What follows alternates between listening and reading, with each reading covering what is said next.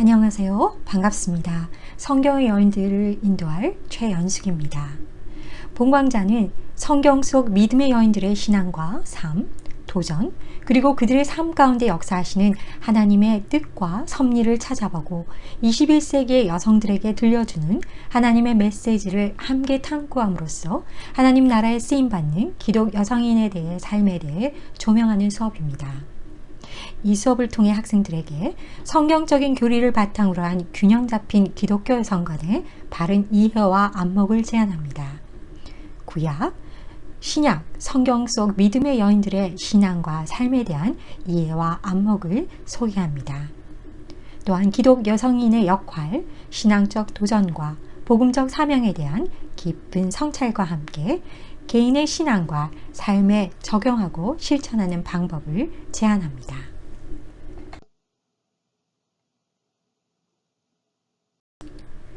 이 수업을 위해 여러분들이 제출해야 될 과제물이 있는데요. 이번 주 첫 번주에 여러분들이 자기소개에 대한 글을 캔버스 토론방에 올려주시기 바랍니다. 매주에 교과서 읽기와 과제물이 있습니다. 여러분들이 강의기획서를 참고하셔서 매주마다 제출해 주시면 감사하겠습니다. 또 마지막 주에 여러분들이 온라인 커넥트를 제출해 주시고요. 그 다음에 저희들이 1회에 온라인 라이브 토론을 진행할까 합니다. 그래서 여러분들이 그러한 것들을 염두에 두시고 과제를 준비해 주시면 감사하겠습니다. 많은 크리스천들이 구약 성서를 읽고 공부한다는 것은 낯선 세계를 경험하는 것과 같다고 말하는데요. 지리적으로 또 이스라엘 민족의 이야기라는 것이 더욱더 우리를 낯설고 먼 이야기같이 느껴지는지도 모르겠습니다. 그럼에도 불구하고 우리 기독교인들이 구약 성서를 읽는 것은 이것이 곧 하나님의 말씀이요. 또 그 말씀이 그 옛날 이스라엘 백성들만의 이야기가 아니라 오늘날 21세기를 사는 우리들 모두에 관한 이야기가 되어야 한다고 믿기 때문일 것입니다. 구약은 이스라엘과 하나님과의 언약 관계를 이야기하고 있습니다.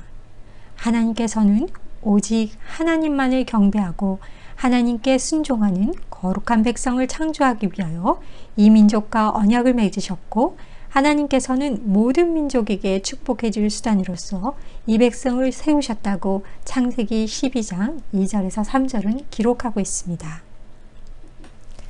구약 성서에서는 다양한 여성들이 하나님의 섭리와 인도 가운데 쓰임받았음은 부인할 수 없는 사실입니다.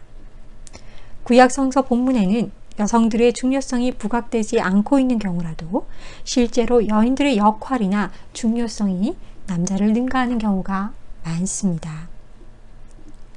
여성의 눈으로 구약의 여성들을 보면 이들 배후에 함께 하신 하나님의 섭리와 목적, 부부관계와 인간관계의 갈등과 애환, 후손과 관련된 계시와 신앙, 억압과 소외 가운데 경험하는 하나님의 임재와 은혜를 깨닫게 됩니다.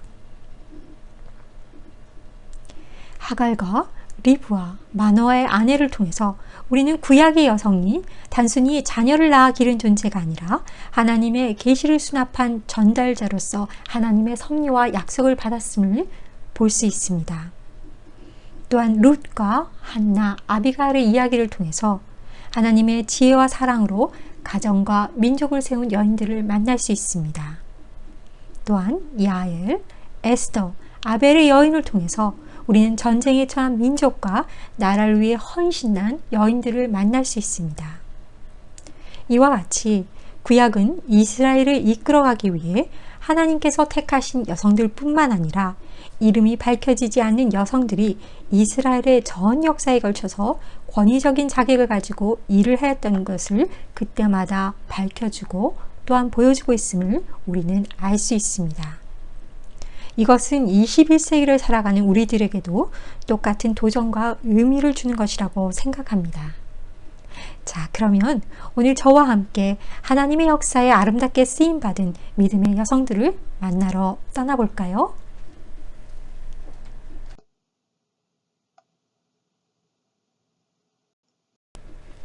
첫 번째 주인공은 모든 산자의 어머니 하와입니다.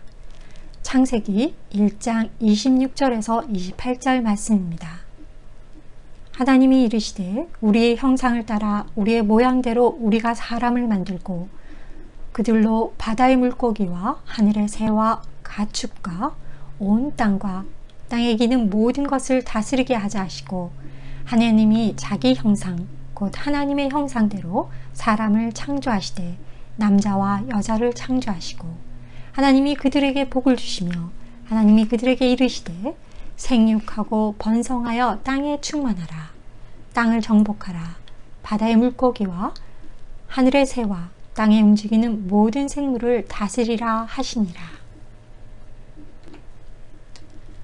조한 메가더 목사님은요, 하와에 대해서 이렇게 평가했습니다. 하와는 하나님의 놀라운 창조 사역의 정점이자 극치였다. 생명체 가운데 가장 마지막으로 창조되었으며 하나님께서는 직접 손으로 그녀를 빚으셨다. 하와는 흙으로 창조되지 않았고 살아있는 살과 뼈로 만들어졌다. 그녀는 아담에게 주어진 특별한 선물이었으며 아담의 존재를 완성시키는 데 없어서는 안 될 동반자로 그녀의 존재는 모든 창조의 완성을 의미했다라고 평가하였는데요. 아담이 하나님의 형상으로 창조된 피조물을 대표한다면 하와는 인간의 영광을 구현한 피조물이었다라고 할 수 있을 것입니다. 성경이 하와가 독특하게 창조된 사실을 강조하는 이유는 무엇일까요? 하와는 아담과 근본적으로 동등합니다. 여자는 남자와 동등한 지성을 가진 영혼의 반려자이자 모든 점에서 완벽한 짝이요 동반자라는 것을 성경은 기록하고 있습니다. 또한 인류 최초의 연합으로서 아담과 하와는 결혼관계가 지향해야 할 이상, 곧 본질적인 연합을 일깨워준다라고 할 수 있는데요. 이것은 일부일처제, 결속, 신성 불가침이 결혼의 중요한 요소임을 말해준다고 할 것입니다. 하와의 창조는 남편과 아내로서의 결합의 의미와 그 중요성을 보여준다고 할 수 있는데요. 그들의 연합은 단지 육체적인 연합을 뜻하는 것이 아니라 영적으로도 하나된 일체의 연합을 의미한다고 할 수 있습니다. 그러므로 하와는 아담의 모든 면에서 완전한 일치를 보여주고 영적 동반자로서 하나님이 창조하셨다는 것을 성경은 말씀하고 있습니다. 하나님이 세우신 결혼 제도는 일부일체의 원리에 근거합니다. 마태복음 19장 4절에서 6절 말씀입니다. 예수께서 대답하셨다. 사람을 창조하신 분이 처음부터 그들을 남자와 여자로 지으셨다는 것과 그리고 그가 말씀하시기를 그러므로 남자는 아버지와 어머니를 떠나서 자기 아내와 합하여서 둘이 한 몸이 될 것이다 하신 것을 너희는 아직 읽어보지 못하였느냐. 그러므로 그들은 이제 둘이 아니라 한 몸이다. 하나님이 짝지어 주신 것을 사람이 갈라넣어서는 안 된다라고 말씀하셨습니다. 또한 사도 바울 역시 고린도전서 2장 7절을 통해서 저마다 자기 아내를 두고 여자도 저마다 자기 남편을 두도록 하십시오 라는 말로 하나님이 세우신 이상적인 결혼관계를 분명히 말씀했습니다. 이러한 원리에 복종하지 않았을 때는 항상 나쁜 결과가 나타났다는 것을 또한 성경은 지적하고 있는데요. 열왕기상 11장 4절 말씀을 보면 솔로몬이 늙으니 그 아내들이 솔로몬을 뀌어서 다른 신들을 따르게 하였다.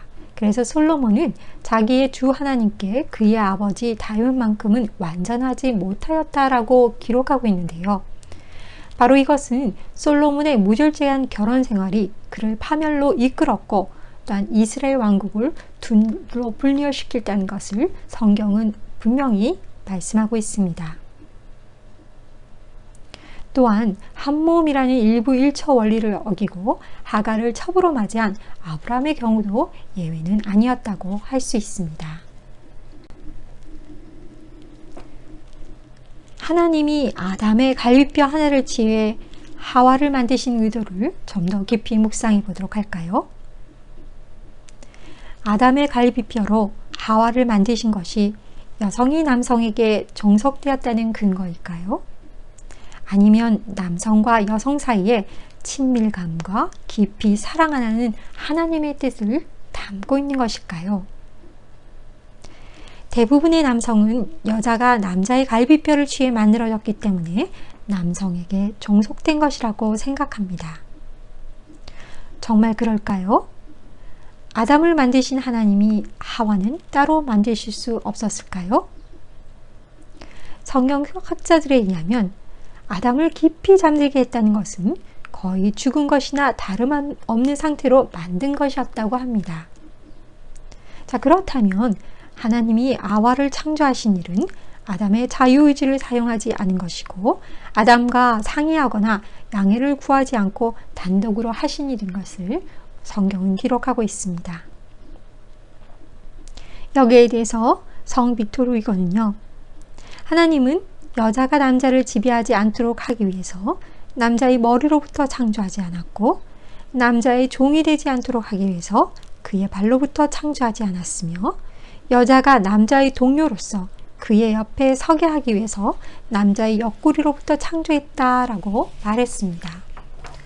또한 신학자 데이비드 프리맨은요, 하나님은 아담의 갈비뼈로부터 하와를 창조하실 때 하나님은 하와가 동물과는 다르게 아담과 동일한 능력이 되게 하고자 하였다라고 말했고요.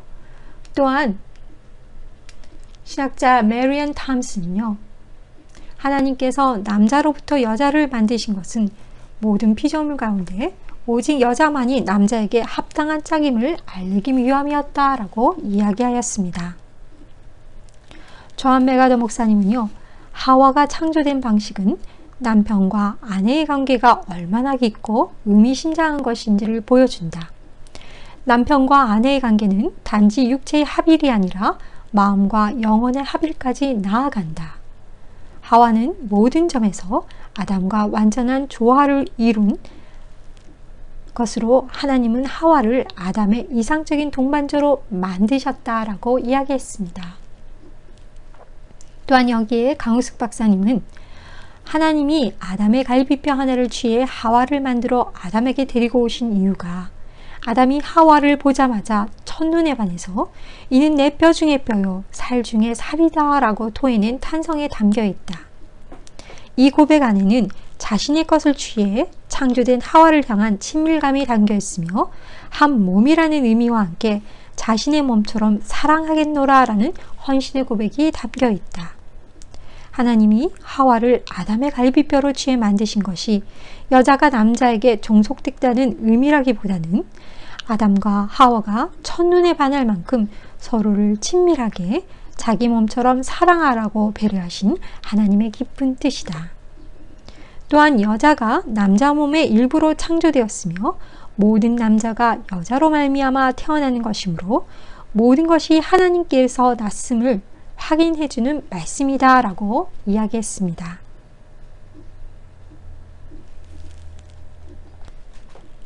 이마고 데이, 하나님의 형상으로 지음받았다는 것은 신학적으로 어떠한 의미일까요? 하나님께서 인간을 창조하신 목적은 하나님의 자녀들이 상호간에 또 피조세계 및 창조주와 완전한 교제를 누릴 수 있는 인간 사회에 확립해 있다고 할 것입니다. 첫 창조 이야기에서 선언하고 있는 바와 같이 하나님께서 인류를 창조하셨을 때 영원한 하나님의 실제를 드러내주는 다양성 안에 통일성과 상호성을 지닌 피조물로 지으셨습니다. 신학자 브루너는요, 인간은 성적인 관계뿐 아니라 모든 인간관계 속에서 하나님의 형상을 반영하는 존재다라고 이야기했습니다. 코메니우스는 남성과 여성이 하나님의 형상으로 지음받았다는 의미는 창조주 하나님의 인격적 성품을 그대로 묘사한 거울 같은 존재로 창조된 것이다 라고 이야기했는데요. 그는 하나님의 형상에서 자유의지와 이성을 중요하게 다루었고 또한 인간이 자유의지와 이성을 가지고 하나님과 인격적으로 교제할 수 있는 존재로 규정하였습니다. 키에르케고르는요, 인간이 하나님의 형상이라는 의미는 인간을 재는 잣대가 자그마치 신이라는 뜻이다 라고 말했습니다. 하나님의 형상이라는 의미를 제대로 파악하려면 우리는 예수님의 모습에서 그 의미를 찾아야 합니다. 완전한 하나님이시면서 동시에 완전한 인간이셨던 예수님은 인격적인 분이셨습니다. 우리 모두는 무한하고 인격체이신 하나님을 닮은 유한한 인격체입니다. 여성은 남성과 동일하게 하나님의 형상대로 지음받았다는 면에서 남성과 동등하며 하나님은 여성을 인격적인 존재로 지으셨습니다. 하나님의 형상을 따라 창조하심의 사회적인 성격은 남녀관계의 영역에서도 드러난다고 할 수 있는데요. 남자와 여자는 다르게 생각하므로 그들은 세상에 다르게 접근합니다. 다른 사람들과 삶, 그리고 세상에 대한 기본적인 다른 시각 때문에 여러 가지 다른 차원의 인간의 삶을 만족시키기 위해서 서로가 서로 다른 성을 필요로 하는 것이다 라고 할 수 있는데요. 남자와 여자는 하나님을 반영하는 상호 관계를 위해서만 필요한 것이 아니라 또한 인간에게 부여된 창조 수명을 수행하는 데 상호 도움을 위해서도 필요한 것이다 라고 할 수 있습니다. 모든 인간은 하나님이 직접 말씀하실 수 있는 유일한 피조물입니다. 그러므로 하나님께 응답해야 합니다. 인간이 만물을 다스림이란 하나님 자신의 왕권을 반영하는 왕권의 수행이 되어야 한다라는 의미고요. 또한 하나님의 형상이란 거만한 우월감에 기초한 남녀의 면화가 아니라 하나님의 속성을 겸손히 반영하도록 우리를 위탁하는 유형이다 라고 말할 수 있습니다. 하나님의 형상에 대한 이러한 이해는 교회 생활의 모든 영역에 있어서도 남자와 여자의 참여와 헌신을 확증시켜 준다고 할 수 있습니다. 하나님은 여성을 독특한 존재로 하나님의 형상을 반영하는 인간의 임무에 참여할 자로 창조하셨습니다. 그러므로 교회는 남자와 여신의 헌신을 높이 평가하며 교회의 임무를 다할 수 있도록 북돋아야 합니다. 남성과 여성의 지혜와 통찰력은 계속되어지는 하나님의 백성의 사역에 동등하게 중요하다고 할 수 있습니다. 하나님께서 하나님의 형상을 따라 인간을 창조하셨다는 것은 남성과 여성이 하나님의 대표자로 부름을 받아 관계적인 하나님의 역동성을 드러내야 한다는 것을 의미한다고 할 수 있는데요. 바로 이 관계 속에 있는 인간, 그리고 공동체 속의 인간이 궁극적으로 하나님의 형상, 이마고데이를 반영해 준다고 할 것입니다. 인간은 교제를 통하여 하나님의 본성을 반영하기 때문에 각각의 사람은 다른 사람과 공유하는 삶의 상황 속에서 하나님의 형상에 참여한다고 할 수 있을 것입니다. 돕는 배필과 현숙한 여인의 의미에 대해서 생각해 볼까 합니다. 창세기 2장 18절 말씀입니다. 여호와 하나님이 이르시되 사람이 혼자 사는 것이 좋지 아니하니 내가 그를 위하여 돕는 배필을 지으리라 하시니라. 대부분의 남성 목회자와 신학생들은 돕는 배필의 의미를 자신의 목회를 돕는 것으로 생각하는 경우가 많다고 합니다. 아마 그들이 가사와 자녀 양육, 교인 양육에 대한 것들을 부차적인 역할로 기대하기 때문이겠지요. 그럼 돕다라는 의미를 살펴볼까요? 성경은 하나님이 우리를 돕는 분이다 라고 말씀하고 있습니다. 이 돕다라는 말의 뜻은요, 하나님이 그의 궁핍한 백성을 구원하실 때 사용하는 단어로서 우월성을 나타냅니다. 신학자 알베라 미켈스는 성경에서 돕는다는 절대 종속자의 의미로 사용되고 있지 않다. 구약에서는 하나님을 우리를 돕는 자로 언급하고 있는데 이는 그는 우리의 힘이요 능력임을 인증하는 것이다 라고 말했습니다. 또한 배필이라는 단어의 의미는요, 서로에게 아주 잘 맞는 짝이라는 뜻입니다. 하나님은 아담을 깊이 잠들게 하신 후 그의 갈비뼈 하나를 취해 하와를 만들어 아담에게 이끌어 오신 최초의 중매장이셨습니다. 하지만 그 이전에 아담을 이끌어 육축과 공중의 새와 들의 모든 짐승에게 이름을 짓는 현장 학습을 통해 아담 스스로가 홀로 있음의 결핍을 느끼게 하셨고, 또 이로써 자신에게 잘 맞는 짝을 갈망하도록 유도하셨습니다. 우리는 여기서 하나님이 인간을 대하는 방식이 단순히 강요나 명령이 아니라 인간의 자유의지와 이성을 사용하게끔 배려하시는 하나님의 인격적인 모습을 볼 수 있습니다. 신학자 메리언 탐슨, 하나님께서 남자로부터 여자를 만드신 것은 모든 피조물 가운데 오직 여자만이 남자에게 합당한 짝임을 알리기 위함이었다라고 이야기했습니다. 여자가 남자를 위하여 혹은 남자의 조력자로 창조되었다는 것은 여자가 남자를 고독함으로부터 구한다는 의미 또한 담고 있습니다. 여자는 그 이야기 속에서 종속적인 역할로 매이기보다는 오히려 그 이야기 속에 의해서 에덴 동산에서의 삶을 위한 하나님의 구원의 의도를 완성하는 자로 높이 취급되고 있음을 알 수 있습니다. 아담과 마찬가지로 하와는 창조의 하나님과 개인적인 관계를 가지고 있었고 하나님께 순종하여야 했습니다. 하나님께서는 아담과 하와에게 똑같은 일을 감당할 책임을 주셨습니다.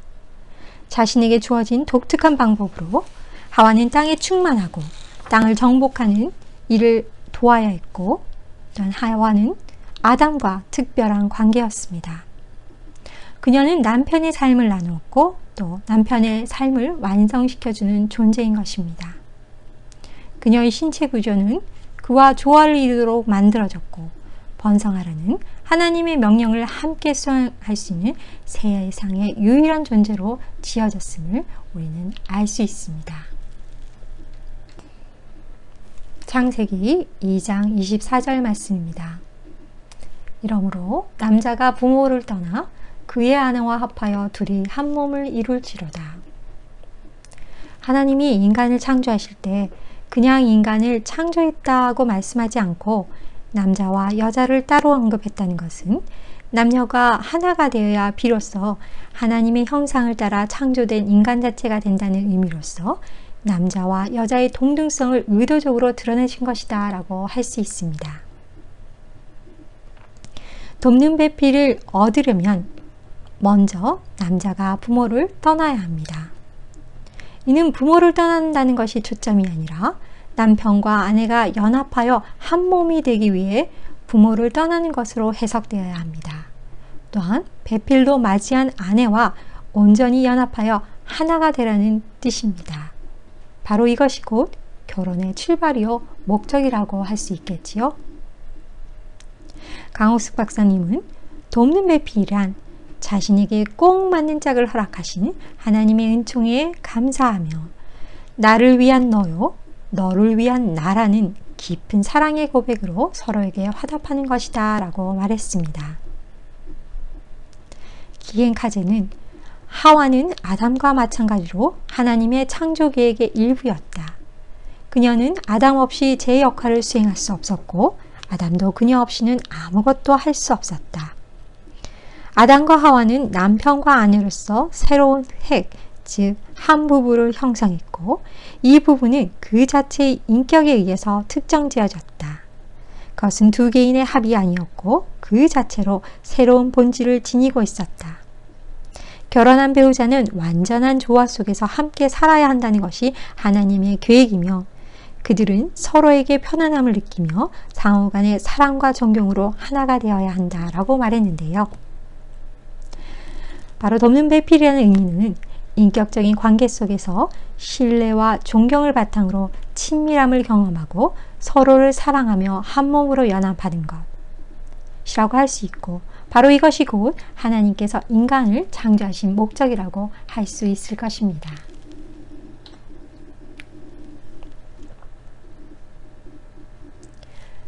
잠언 31장 10절 말씀입니다. 누가 현숙한 여인을 찾아 얻겠느냐? 그의 값은 진주보다 더하니라. 우리는 이 잠언 31장에서 현숙한 여인에 대한 올바른 해석이 필요하다고 생각합니다. 바로 이 말씀의 현숙한 여인을 제대로 해석해야 오늘을 살아가는 여성들에게 필요한 바른 지혜를 줄 수 있기 때문입니다. 자, 현숙함이라는 단어의 뜻을 우리가 한번 생각해 보도록 하겠습니다. 현숙함이란 영어로 noble character입니다. 바로 더 K라는 단어와 동일하다고 할 수 있을 텐데요. 사도행전 17장 11절 말씀입니다. 베레아에 있는 사람들은 데살로니가에 있는 사람들보다 더 너그러워서 라는 말씀이 있는데요.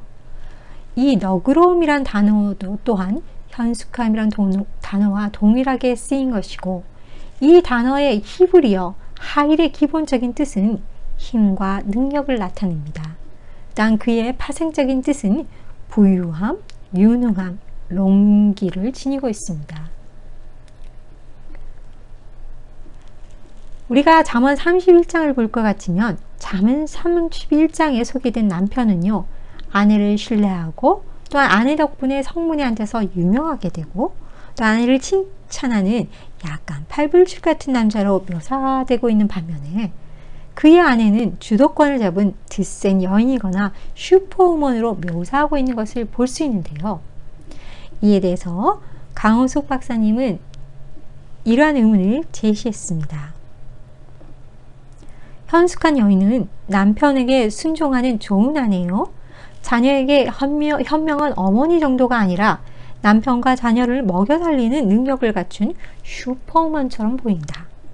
무역, 장사, 밭을 사다, 성문에서 칭찬받다라는 표현을 보면 당시 이스라엘 사회나 종교에서 여성이 실제로 그런 역할을 감당했을지 의문이 든다. 또한 지혜서인 잠언의 마지막 31장에서 남편들에게 현숙한 여인을 얻어라 라고 끝나는 게 좀 시시하고 맥 빠진다 라고 의문을 제시했는데요. 우리가 이 의문에 대한 해답을 찾기 위해서는 잠언 1장부터 9절, 특히 3만 8장에 조금 더 주의를 기울여 볼까 합니다. 잠언 8장에는요, 바로 이스라엘 민족의 신 야훼와 관련된 진리, 의, 교육, 지식의 근원으로 지혜를 의인화하고 상징하고 소개하고 있는데요. 또한 그 지혜의 역할을 상세하게 소개하고 있는 것을 우리는 볼 수 있습니다. 특히 구약 성서에서 여성을 호크마, 지혜로 많이 비유를 했는데요. 이 지혜의 여성은 잠언 1장에서 9장까지 소개되고 있습니다. 이 지혜의 여성은 이스라엘의 젊은 청년들이 수용해야 할 것과 또한 수용하지 말아야 할 것을 훈계하면서 가정과 사회에 위치한 청년들에게 주의해야 할 것을 제안하고 있는 것을 우리는 말씀을 통해 알 수 있습니다. 그래서 몇몇 신학자들은요, 잠언 31장의 현숙한 여인은 바로 지혜, 호크마라는 뜻으로 여성 명사를 의미하는 것으로 해석하고 있습니다. 또한 이를 뒷받침한 단서가 잠언 31장이 히브리 알파벳 순으로 쓰인 아크로스틱, 바로 알파벳이라는 데 있는데요. 우리가 잠언 이 31장에 나오는 현숙한 여인을 지혜를 의인화하여 말씀한 것으로 해석할 때 우리는 위에서 제기된 세 가지 의문이 자연스럽게 풀리며 잠언 전체와 관련해 본문의 뜻을 더 넓고 깊이 살릴 수 있다고 생각합니다. 지혜자의 모습은 어떤 것일까요? 당당하게 남을 인도하면서도 남에게 군림하거나 함부로 대하지 않고 오히려 섬기는 종의 모습을 갖춘 자입니다. 가난한 이웃을 돌보며 그들의 필요를 채워주는 따뜻한 마음을 지닌 자입니다. 하나님의 진리와 사랑의 말씀을 굳게 믿고 세상의 논리에 굴하지 않고 의젓하며 능력 있게 살아가는 자입니다. 바로 이러한 지혜의 삶이 우리 주님이 보여주신 모습이 아닐까요? 여성의 역할을 현모양처라는 좁은 의미로는 한정하지 말고 주님이 주시는 지혜의 풍성함과 능력을 발휘해서 남자와 여자가 모두 똑같이 지혜롭게 살도록 가르쳐야 합니다. 그러므로 이 잠언 31장의 현숙한 여인은 하나님을 참으로 경외하는 남자와 여자 모두에게 주어지는 지혜를 삶 속에서 실천하며 살아가는 말씀으로 해석할 때 더 유익한 해석이라고 생각되어집니다. 자, 이제 두 번째 주인공 사라의 하나님을 만나보도록 할까요? 창세기 21장 11절에서 12절 말씀입니다. 아브라함이 그의 아들로 말미암아 그 일이 매우 근심이 되었더니 하나님이 아브라함에게 이르시되 내 아이나 내 여종으로 말미암아 근심하지 말고 사라가 내게 이른 말을 다 들으라. 이삭에게 선하는 자라야 넷이라 부를 것임이라. 하나님이 아브라함에게 사라가 내게 이른 말을 다 들으라고 하시는 의미는 무엇일까요? 이것을 이해하기 위해서 우리는 그 배경을 잠깐 살펴볼까 합니다. 창세기 15장 4절에서 하나님께서는 아브라함에게 내 몸에서 날 자가 내 상속자가 되리라 라는 말씀을 하셨습니다. 그러나 사라는 생리가 그쳐 자녀를 낳을 수 없었고 또한 사라는 조급했고 불가능한 상황을 초월하여 역사하시는 하나님의 능력을 의심한 나머지 자기 자신의 방법으로 아브라함에게 자신의 여종인 애굽 사람 하갈과 동침하라고 제안합니다. 그리고 아브라함은 너무나 쉽게 그녀의 계획에 동조하고 그 후 임신을 한 하갈은 이스마엘을 낳고 사라가 90세가 되자 이삭이 태어납니다. 하갈이 낳은 이스마엘이 이삭을 조롱하는 것을 본 사라는 아브라함에게 이 여종과 그 아들을 내쫓으라 라고 말합니다. 이에 근심하는 아브라함에게 하나님은 사라가 내게 이른 말을 다 들으라고 말씀하시는 것이 바로 이 말씀의 배경입니다. 우리는 이 배경을 통하여 후손과 땅에 대한 약속과 결부된 아브라함과 사라의 관계에서 드러나는 인간관계의 갈등과 애환, 그리고 삶 가운데 개입하시는 하나님의 뜻과 섭리를 살필 수 있어야 합니다.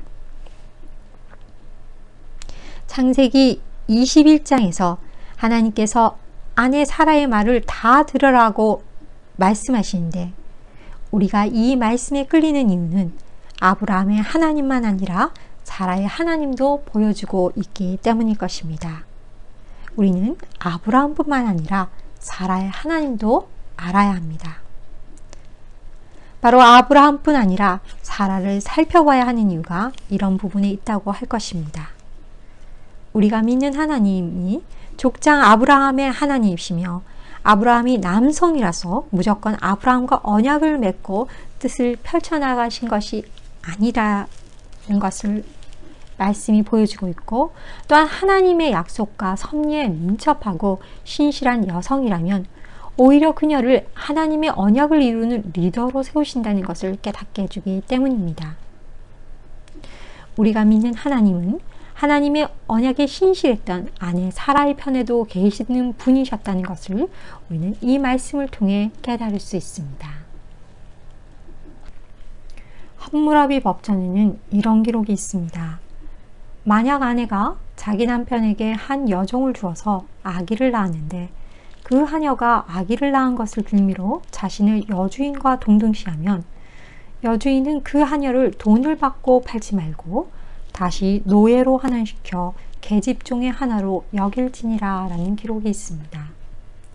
자, 우리가 세 번째로 만나볼 주인공은요, 바로 도우시는 하나님을 거부한 여인 하갈입니다. 창세기 16장 4절에서 6절 말씀입니다. 아브라함이 하갈과 동침하였더니 하갈이 임신하매 그가 자기의 임신함을 알고 그의 여주인을 멸시한지라. 사레가 아브라함에게 이르되 내가 받는 모욕은 당신이 받아야 옳도다. 내가 나의 여종을 당신의 품에 두었거늘 그가 자기의 임신함을 알고 나를 멸시하니 당신과 나 사이에 여호와께서 판단하시기를 원하노라. 아브라함이 사레에게 이르되 당신의 여종은 당신의 수중에 있으니 당신의 눈에 좋을 대로 그에게 행하라 하매 사레가 하갈을 학대하였더니 하갈이 사레 앞에서 도망하였다라 라는 기록이 있는데요. 바로 사라의 학대에 지친 하갈은 광야로 도망쳐서 헤매고 있을 때 사라의 여종 하갈을 부르시는 하나님을 만났습니다. 하나님의 백성에 속해 있지도 않고 아직 태어나지도 않는 아이의 어머니인 이방 여인 하갈에게 내가 임신하였은즉 아들을 낳으리니 그 이름을 이스마엘이라 하라. 이는 여호와께서 내 고통을 들으셨습니다. 내가 내 씨를 크게 번성하여 그 수가 많아 셀 수 없게 하리라 라는 약속의 말씀을 주십니다. 이후 그녀는 하나님을 만난 오아시스의 센터를 브엘라 헤로이라고 불렀는데 그것은 나를 살피시는 우물이라는 뜻입니다. 하갈은 위급한 때에 자기를 돌아보시고 응답해 주시는 신실하신 하나님을 경험했습니다. 살아있는 동안 그녀는 틀림없이 하나님과의 경험을 기억했을 것입니다. 또한 그녀가 이스마엘의 이름을 부를 때마다 그녀를 들으시고 행하셨던 살아계신 하나님을 상기했을 것입니다. 그러나 그 후 사라가 이삭을 낳고 하갈이 낳은 이스마엘이 이삭을 조롱하는 것을 본 사라는 아브라함에게 이 여종과 그 아들을 내쫓으라 라고 말하므로 아브라함은 하갈과 그의 아들을 광야로 내보냅니다. 광야에서 목말라 지쳐 쓰러진 아들을 지켜보며 절망 속에 울부짖는 하갈에게 하나님은 오셔서 다시 그녀와 아들의 생명을 구해주시고 그리고 다시 한번 이스마엘의 희망찬 미래를 약속해 주십니다. 이스마엘이 성장하자 그녀는 애굽으로 가서 그에게 아내 될 사람을 데려다 주었습니다. 이러한 행동은 그녀가 여전히 자신이 이방인임을 보여주는 증거라고 할 수 있습니다. 하갈과 이스마엘은 아브라함의 하나님을 섬기는 믿음으로 사는 대신 스스로를 내세우는 잘못된 선택을 했고 그 결과 전 세계 역사에 지대한 영향을 끼쳤습니다. 이스라엘 민족이 이삭의 후손인 반면에 이스마엘은 아람 민족의 조상이 되었습니다. 그 두 민족 간의 적대감은 오늘날까지 계속되고 있고요. 또한 중동은 극도로 악화된 상태임을 우리는 세계사로 볼 수 있습니다. 하지만 그럼에도 불구하고 하갈은 하나님께서 사람들을 사랑하신다는 사실에 대한 증거로 역사 가운데 서 있음을 우리는 볼 수 있습니다. 모든 남자와 여자 그리고 아직 태어나지 않은 아이도 하나님께 사랑받고 있다는 것을 증거하고 있습니다. 하갈이 그러했듯 하나님께서는 부르짖는 모든 사람은 어떤 형편에 있든지 응답을 받습니다. 자기 가능성의 한계에 이르렀던 여인에게 기꺼이 자신을 나타내셨던 하나님께서는 지금도 그분을 찾는 모든 이들에게 그렇게 해주신다는 말씀을 우리는 되새길 수 있습니다. 자, 다음은 모세 살리기 프로젝트에 헌신한 여성들을 만나보도록 하겠습니다. 구약 성서의 이야기 중에서 후대까지 이스라엘 백성들에게 가장 영향을 많이 주었던 것은 출애굽 이야기일 것입니다. 출애굽 사건이야말로 하나님의 구원 사건이었으며 불가능이 가능으로 바뀐 기적의 사건이며 동시에 이스라엘 백성들이 하나님의 백성으로 새롭게 태어난 사건이라고 할 수 있습니다. 출애굽기 본문 속에서 강조되고 있는 여성들의 역할을 발견하고 또한 그 속에서 역사하시는 하나님의 섭리를 살펴보도록 하겠습니다. 첫 번째 주인공은 바로 하나님을 두려워하여 이스라엘 남자아이를 죽이라는 애굽왕 바로의 명령을 어기고 모세를 살린 여성, 바로 히브리 산파 시브라와 부하입니다. 출애굽기 1장은요, 사실 2장에 기록되어 있는 모세의 탄생에 초점이 맞추어져 있다는 것을 우리는 염두에 두어야 합니다. 모세가 태어나기 전에 애굽왕은 이스라엘 민족의 숫자를 줄이기 위한 방편으로 남자아기를 죽이는 방법을 택하고 있습니다. 여기에 대해서 신학자 브레바드 찰즈는요, 바로는 왜 이스라엘 백성들의 인구 증가를 억제하기 위해서 남자아기를 죽이라는 명령을 내렸는가에 관해서 고려해볼 필요가 있다. 고대 사회에 있어서 일반적인 인구 감소 정책은 사내 아이가 아니라 여자아이를 죽이는 것이었다. 따라서 출애굽기의 기록에서 바로가 사내 아이를 죽이도록 명령을 내리고 있는 것은 다분히 모세의 탄생과 연관된 것이라고 볼 수 있다라고 해석하였습니다.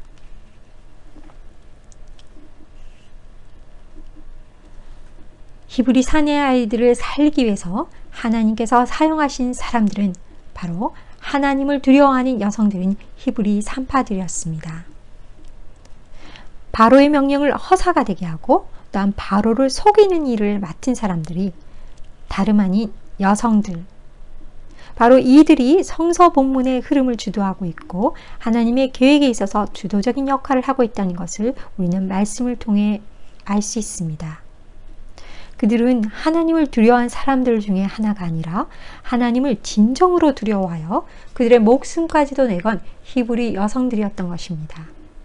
이렇게 출애굽기 제1장에서부터 여성들은 그들이 맡은 중요한 임무가 있고 또 임무를 충실하게 수행하면서 자신들의 목숨을 위태롭게 하면서 그것을 완수해내고 있는 모습을 성서는 우리에게 보여주고 있습니다. 신학자 하우트만은 하나님의 약속이 성취되는 것을 거스르는 행동을 삼간 것이 이들 히브리 산파들이었기 때문에 하나님께서는 수많은 후손들에 대한 하나님의 약속이 이루어진 데 있어서 그들이 중요한 역할을 감당하게 해주셨으며 그들이 이스라엘 백성들의 일원이 되도록 해주셨다라고 평가했습니다.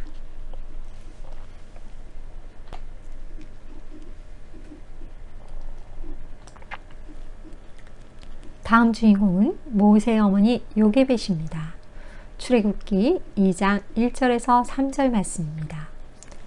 레위 가족 중 한 사람이 가서 레위 여자에게 장가들어 그 여자가 임신하여 아들을 낳으니 그가 잘생긴 것을 보고 3달 동안 그를 숨겼으나 더 숨길 수 없게 되매 그를 위하여 갈대 상자를 가져다가 역청과 나무진을 칠하고 아기를 거기 담아 나일강가 갈대 사이에 두었다. 성서는 영웅적인 여성들을 기록하는 것뿐만 아니라 지극히 인간적이고 또한 자연스럽고 평범한 여성들을 부각시키고 있는 것을 볼 수 있습니다. 보통의 여성들 중에서 찾아볼 수 없는 탁월한 능력의 소유자로서 여성보다는 하나님의 명령에 순종하는 지극히 평범한 여성들을 통해서 역사하시는 하나님은 이를 통해서 진정한 여성의 위치를 확고하게 보여주고 있다고 할 수 있겠는데요.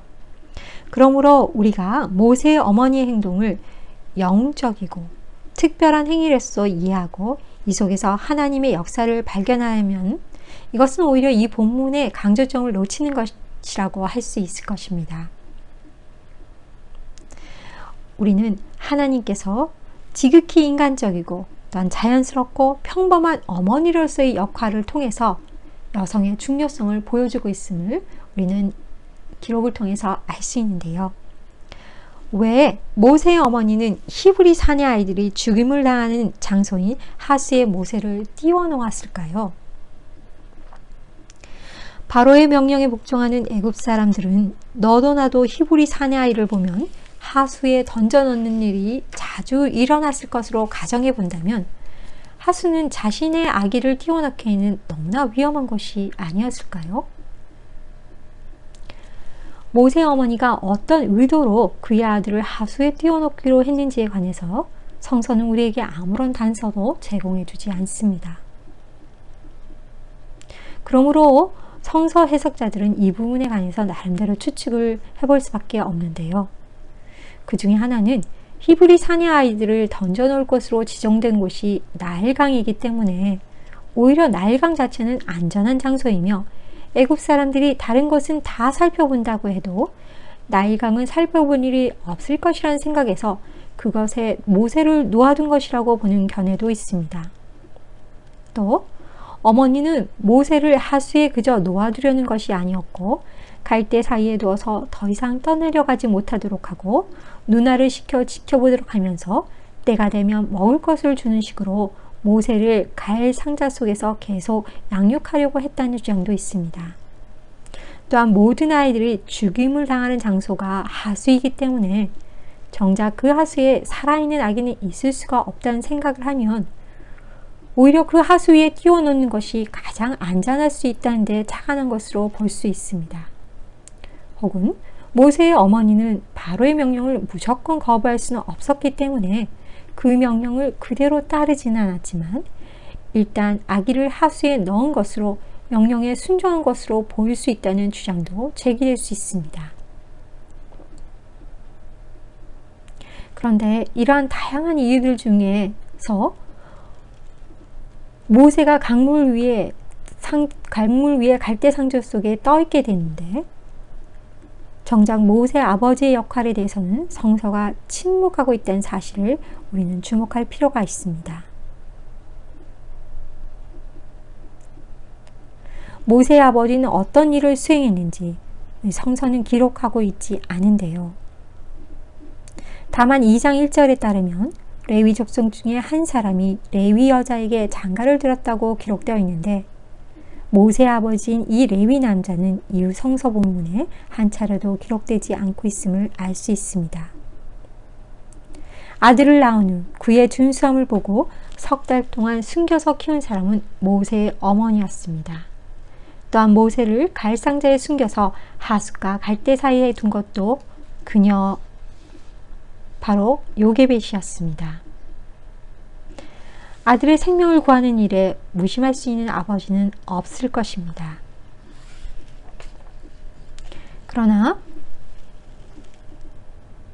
그러한 것들이 성서 기자에게 기록할 만한 것으로 여겨지지 않았다는 것은 또한 구약 성서 당시의 정황을 보면 여성의 역할이 이렇게 강조되기가 힘들었을 것이라고 생각한다면 모세의 어머니에 대한 기록이 전면에 부각되고 있는 것은 놀라운 일이라고 할 수 있습니다.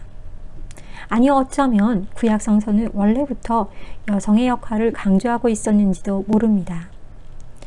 그러나 성서를 읽는 우리들이 기록된 글자들만을 읽고 있기 때문에 그래서 그 글자들이 지시하고 있는 개념성을 보지 못하기 때문에 성서를 남성 위주의 기록이라고 보고 있는 것은 아닐까요? 성서는 여성들의 역할이나 비중을 격화시키고 있는 것이 아니라 오히려 남성들의 모습 속에서 여성들의 의미를 상대적으로 부각시키고 있다고 생각됩니다. 아들의 생사가 달린 결정적인 순간에 아버지의 역할이 상대적으로 미흡했다는 것은 하나님께서 아버지에게 맡겨주신 역할의 비중이 어머니에게 맡겨진 것보다 상대적으로 미약했다는 것이고 어머니의 역할에 비중이 실리도록 하나님께서 인도하셨다는 것을 우리는 기록을 통해 볼 수 있습니다. 자, 세 번째 주인공은 바로 모세의 누이 미리암입니다. 유모를 고해해 오겠다고 제안하는 담대한 믿음의 행동, 바로 모세의 탄생과 관한 기사 중에서 미리암이 맡고 있는 중요한 역할이 오히려 모세의 탄생 사건 못지않게 중요하게 취급되고 있다는 것을 염두에 둘 필요가 있는데요. 출애굽기 2장에서 10절 말씀입니다. 그의 누이가 어떻게 되는지를 알려고 멀리 섰더니 바로의 딸이 목욕하러 나일강으로 내려오고 시녀들은 나일 강가를 거닐 때에 그가 갈대 사이에 상자를 보고 시녀를 보내어 가져다가 열고 그 아기를 보니 아기가 우는지라 그가 그를 불쌍히 여겨 이르되 이는 히브리 사람의 아기로다. 그의 누이가 바로의 딸에게 이르되 내가 가서 당신을 위하여 히브리 여인 중에 유모를 불러다가 이 아이에게 젖을 먹이게 하리이까. 바로의 딸이 그에게 이르되 가라 하매 그 소녀가 가서 그 아기의 어머니를 불러오니 바로의 딸이 그에게 이르되 이 아기를 데려다가 나를 위하여 젖을 먹이라. 내가 그 삭스를 주리라. 여인이 아기를 데려다가 젖을 먹이더니 그 아기가 자라매 바로의 딸에게로 데려가니 그가 그의 아들이 되니라. 그가 그의 이름을 모세라 하여 이르되 이는 내가 그를 물에서 건져내었음이라 하였더라. 모세가 갈대 상자 속에 있을 때 이것을 멀리서 지켜보던 사람은 다름 아닌 모세의 누이 미리암이었습니다. 동생을 생각하는 간절한 마음과 더불어 모세가 구원받는 데 있어서 결정적인 역할을 하게 되는 사람이 바로 이 여성 모세의 누이인데요. 모세의 이야기에서 이 누이 미리암의 역할은 단순히 모세가 갈상자에서 어떻게 되는지 보고 바로의 딸에게 모세의 어머니를 데려오는 것에 그치지 않습니다. 그보다는 갈상자에 담긴 어린 모세에게 일어난 일들을 목격하는 사람으로서 중요성을 가지고 있다고 할 수 있는데요. 다시 말해서 성서 기자는 이 성서 본문에 등장하는 인물 미리암을 통해서 미리암의 그 중요한 역할성을 부각하고 있다는 것을 우리는 염두에 둘 필요가 있습니다. 자, 우리가 마지막 주인공은요, 바로 바로의 공주입니다.